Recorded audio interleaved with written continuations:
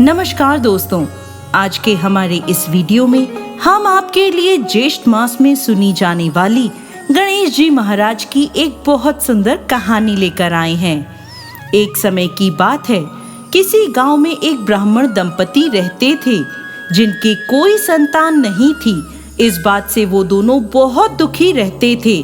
ब्राह्मण गणेश जी का परम भक्त था और हमेशा ब्राह्मणी से कहता, गणेश जी महाराज हमारी इच्छा अवश्य पूरी करेंगे। एक समय ब्राह्मण को किसी कारणवश गांव से दूर जाना पड़ा। जाने से पहले वो ब्राह्मणी से कहने लगा, ब्राह्मणी, किसी कार्य से मुझे दूसरे गांव जाना है। मेरे पीछे से हर रोज नियम पूर्वक गणेश जी की पूजा अर्चना करना, स्नान कराकर भोजन आदि करा देना। ब्राह्मणी बोली, आपके पीछे से मैं गणेश जी की पूजा अर्चना और भोग का पूरा ध्यान रखूंगी। ब्राह्मण दूसरे गांव चला गया। अगले दिन सुबह ब्राह्मणी ने गणेश जी को स्नान आदि कराया, फिर भोजन बनाकर थाली में भोजन परोसा और गणेश जी के पास जाकर बोली, देखो गणेश जी महाराज, आज मैं घर में अकेली हूँ, सारा काम मुझे ही करना है। मैंने आपको स्नान भी करा दिया है, अब मैं घर के बाकी के काम करने जा रही हूँ, आप यह भोजन कर लेना। ऐसा कहकर वो अपने कामों में लग गई। थोड़ी देर बाद उसने देखा कि गणेश जी ने भोजन नहीं किया है। वो फिर गणेश जी को आवाज लगाने लगी, गणेश जी महाराज आकर भोजन कर लो, नहीं तो ठंडा हो जाएगा। मैं जरा अपने बचे हुए काम निपटा लूं। काम निपटाकर जब वह वापस आई तो देखती है कि भोजन ऐसे ही रखा है।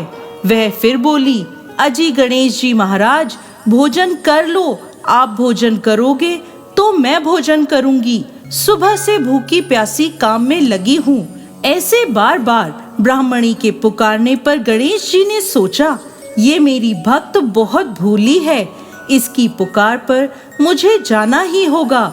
गणेश जी ने छोटे से बालक का रूप धारण किया और ब्राह्मणी के पास भोजन करने पहुंच गए। प्रेम पूर्वक भोजन किया और वापस अपने स्थान पर लौट आए। अब हर रोज यही होता। ब्राह्मणी भोजन बनाती, गणेश जी को पुकारती, गणेश जी आकर भोजन कर लेते और वापस अपनी मूर्ति का स्वरूप धारण कर लेते। 7 दिनों बाद जब ब्राह्मण घर वापस लौटा तो ब्राह्मणी से पूछने लगा, मेरे गणेश जी की सेवा अच्छे से करी थी? ब्राह्मणी बोली, मैंने तो बहुत अच्छे से करी थी। कभी लड्डू बनाकर खिलाए, कभी खीर बनाकर खिलाई, कभी पूड़ी हलवे का भोग लगाया। रोज थाली भरकर भोजन देती थी और गणेश जी सारी थाली खत्म कर जाते थे। यह सुनकर ब्राह्मण बोला, ये तुम क्या कह रही हो? ब्राह्मणी बोली, हाँ, यकीन नहीं आता तो कल छुपकर बैठ जाना और देख लेना, गणेश जी सारी थाली खत्म कर जाते हैं। ब्राह्मण बोला, ठीक है।